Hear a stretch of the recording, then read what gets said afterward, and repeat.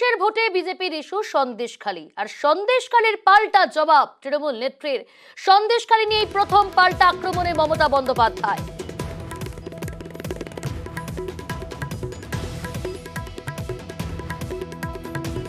সন্দেশখালী নিয়ে প্রথম পাল্টা আক্রমণে মমতা, সন্দেশখালীর পাল্টা জবাব দিলেন তিনি। শুধু তাই নয়, সন্দেশখালীর কথা বলতে গিয়ে শাহজাহানের সঙ্গে নিশীথের তুলনা করলেন তিনি।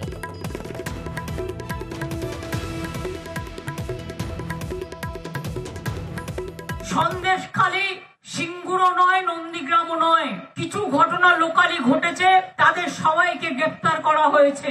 আমাদের পুলিশই গ্রেপ্তার করেছে। মানুষের সাথে অবিচার করতে দিই না। আর তোমরা জবাব দাও, হাতরাসে যে মেয়েদের পুড়িয়ে হত্যা করা হয়েছে, নরেন্দ্র মোদী কবর গেছো, কবর তোমার পার্টি গেছে, কবর বিচার করেছো।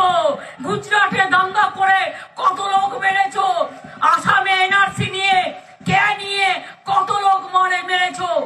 সন্দেশখালীতে কেউ তো মারা যায়নি, তাদের সবটা দেখে দেওয়া হয়েছে।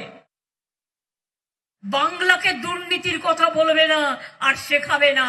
বাংলা সব রাজ্য থেকে এগিয়ে। কেউ যদি এলাকায় বদমাইশি করে, ওই তোমাদের প্রার্থীর মতো লোকেরা, ওই গুন্ডারা, তাদের অ্যারেস্ট করে দেখাও।